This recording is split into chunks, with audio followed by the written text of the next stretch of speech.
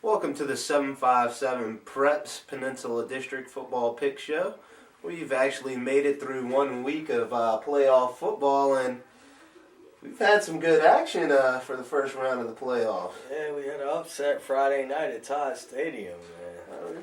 I guess you could call it an upset, but honestly, that's probably the best rated number 7 team you're ever going to run it into a I definitely agree. Division 6 is stacked with talent on both sides of the football. There's no doubt about it. I mean, anytime you've got a preseason number 1 state team, number 1 team in the state, and they're the 7th ranked team in the region, that lets you know how stacked things are in the D6.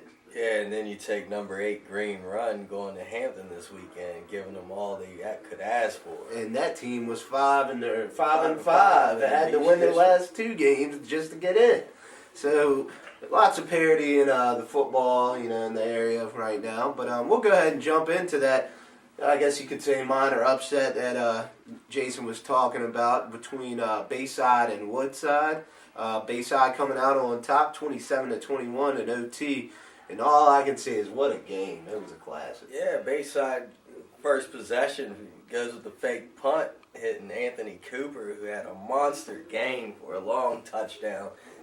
Put the Marlins up 7-zip. And what about Cooper? UVA commit, 11 catches, 203 yards, 2 touchdowns.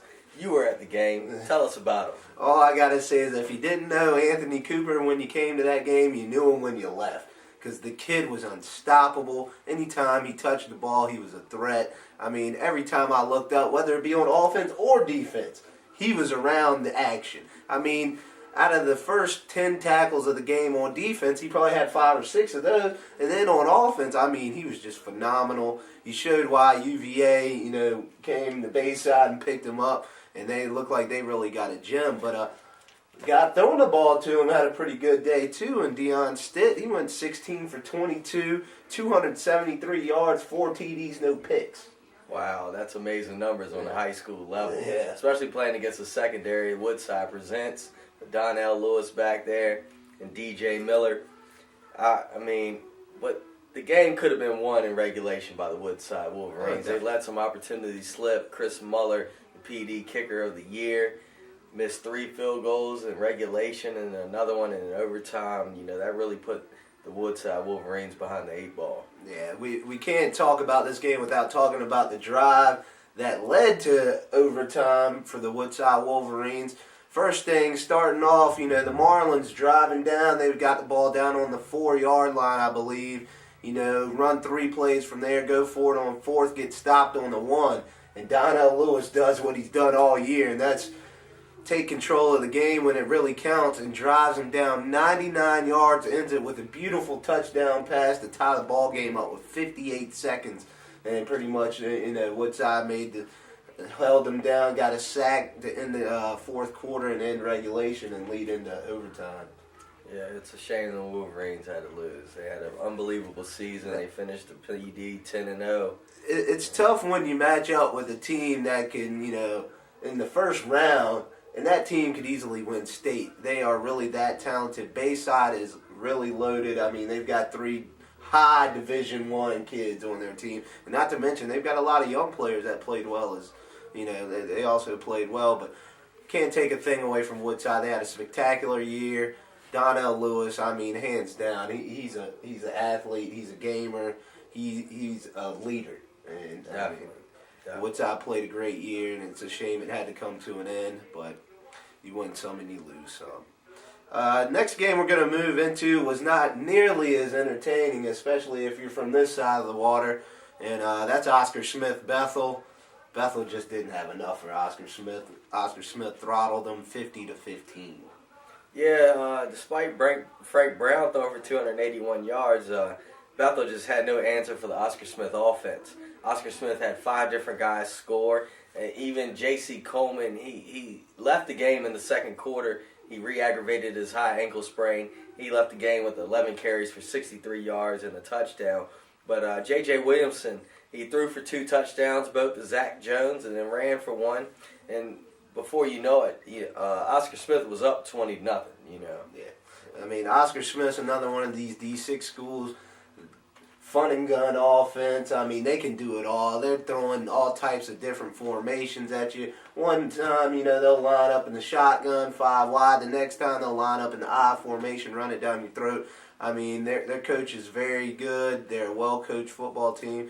And unfortunately, Bethel just didn't have enough for them. But Bethel, I mean, they had a great season themselves. I mean, who would have thought at the beginning of the year that Bethel beats Hampton and Lake Taylor in the season, I mean, really.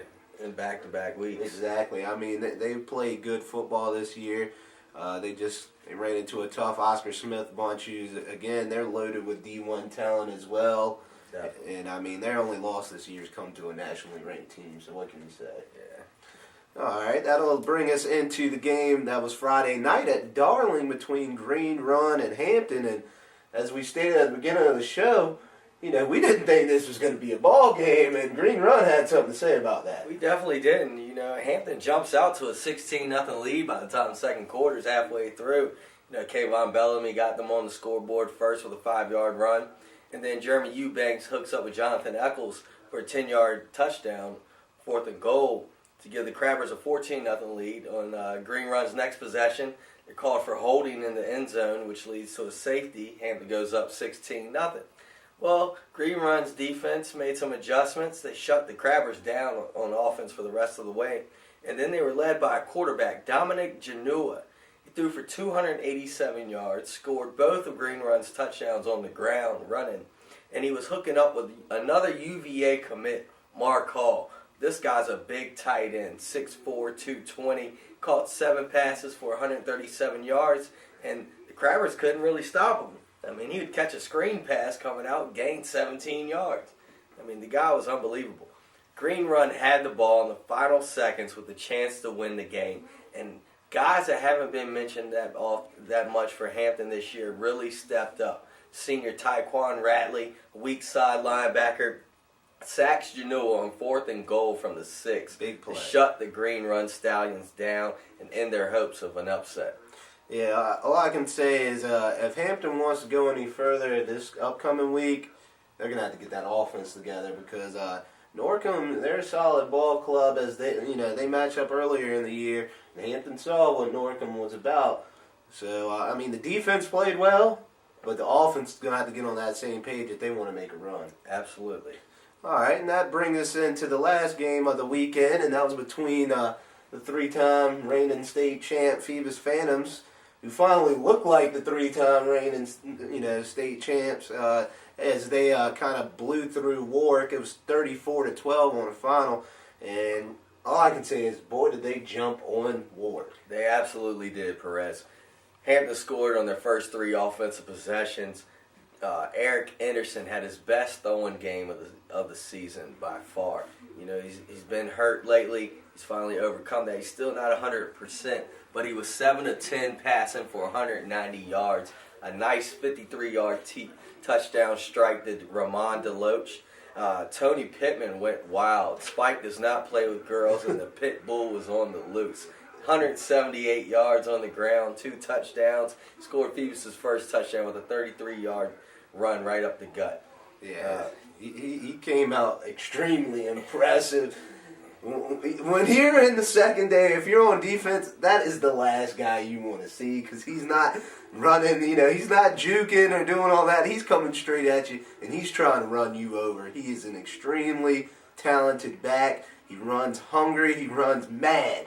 He wants to hurt you when he comes up the middle. He runs like he hasn't eaten in a couple weeks, and you're his entree. Yeah, but what about Davon Robinson, a guy we haven't talked about at all this year? Steps up big. He has 2 fumble recoveries, one on an onside kick right after Phoebus' first score, has an interception and a sack.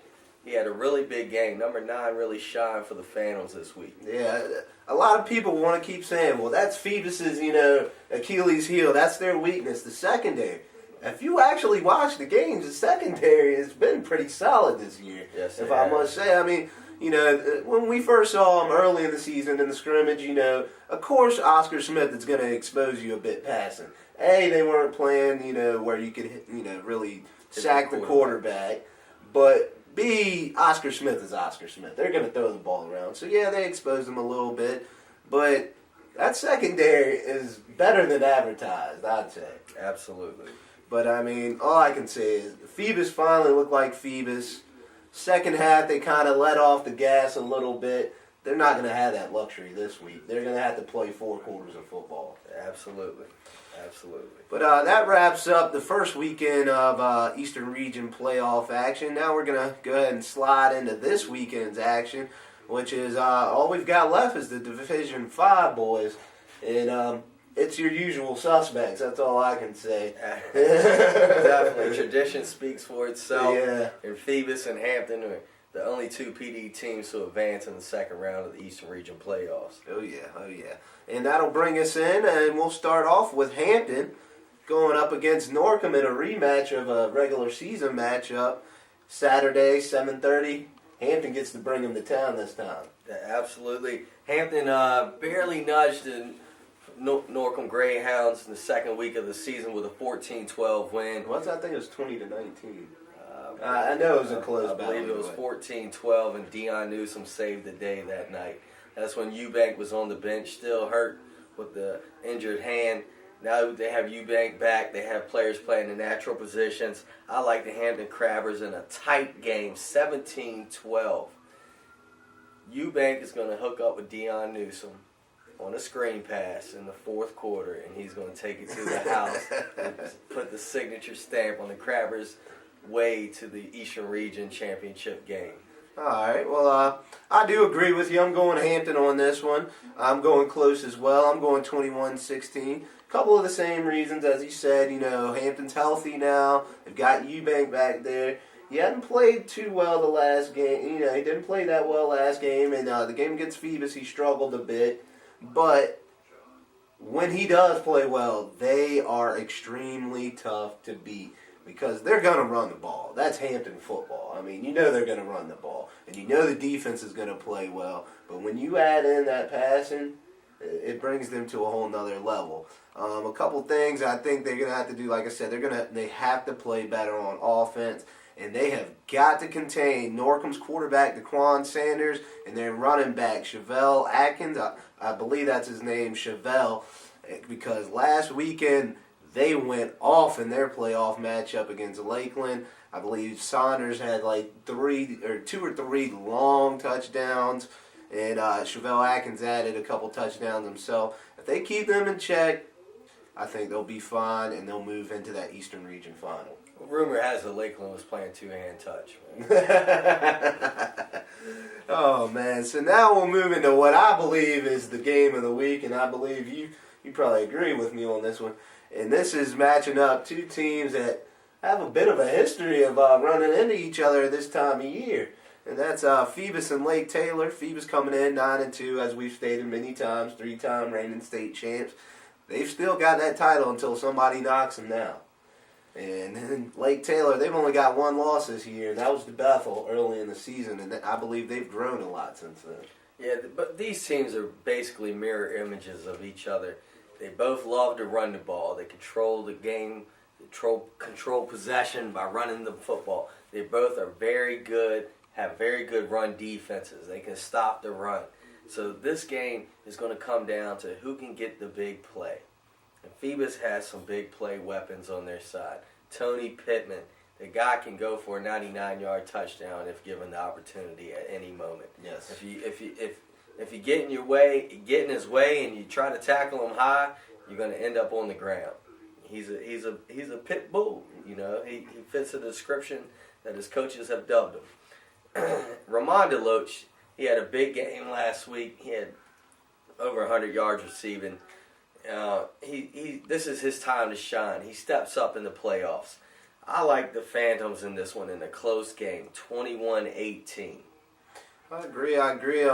Everything you said, they are mirror images of each other. They both play smash mouth football. Both have great defenses. I mean, Lake Taylor's known for their aggressive blitz packages. I mean, that's what they do. They're going to stick 8, 9, maybe 10 sometimes in the box, and they're going to make you pass the football. And that's what they're going to try and do, I guarantee it, this weekend against Phoebus. And Phoebus, being Phoebus, they're going to keep on running it right down their throat because that's what that's their bread and butter. As you said, close matchup. I think Pittman's going to, struggle a bit early, but like they did in the Hampton game, wear him down a bit. Keep wearing on him and wearing on him. I think fourth quarter, finally Pittman's going to wear him down.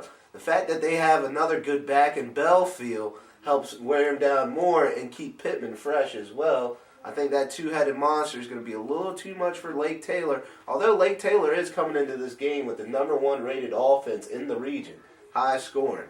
Look for Lake Taylor. They got a quarterback in Delmon Williams. He can throw the ball, and they have got a deadly weapon in Mike Tyson. Not just a boxer. He's a wide out as well. And they connected on a couple big plays last weekend. And another thing, that defense, it held the region's leading rusher, Adriel Mays of Great Bridge, under 100 rushing yards. First time it's been done all year. So that just tells you how well they stopped the run. So it's going to be a hard-nosed matchup. I'm going Phoebus 17-16. Don't ask me how I got there. Nice pick. Nice pick, Perez. But yeah, so I'm ready for action this weekend. This is going to be an exciting weekend in the PD, that's for sure. Oh, yeah. Hampton and Phoebus, they're all the PDs got left, man. Oh, yeah. But I think they're used to that. So we shall see. Are we going to get Hampton Phoebus round 2? If our picks go as planned, we're getting round 2. See you next week at Darlington. I can't wait for that if that does happen. But hey, the Norfolk schools and the Portsmouth schools are going to have something to say about that. Lake Taylor and Norcom are 2 tough teams, and I'm looking forward to some good action. It's the Eastern District's finest versus PD's finest. We won early in the year. Let's see if we can bounce back now. Isn't this normally how it goes on the basketball court? That's how it's going to go this year, I think. But anyway, that wraps up this week's show. It's been fun. What can I say? We've had fun these last couple weeks. I just hope we get another week because if Hampton and Lake Taylor or Hampton and Phoebus fall this week, looks like we're gonna have to jump into PD basketball a week earlier than I'd like to. We'll have Chopper Troy and Big Cat Barber 1-on-1 like Bird versus Jordan. But that concludes this week's show. As always, please check out the website 757preps.com. Plenty of videos, stories, pictures, highlights, you name it. Also check us on YouTube, youtube.com/757preps. You can check us on Facebook, click like, tag yourself in photos, write comments. If you've got videos, hey, you can upload them on our site. We'll be happy to share your video. And then last but not least, you can always follow us on Twitter at 757preps. We like to stream the scores as we get them, and of course we will have plenty of those this weekend. For Jason Kidd, I'm Perez Thomas. Thanks for the support, and we can't wait to see you on Friday and Saturday. Have a good one.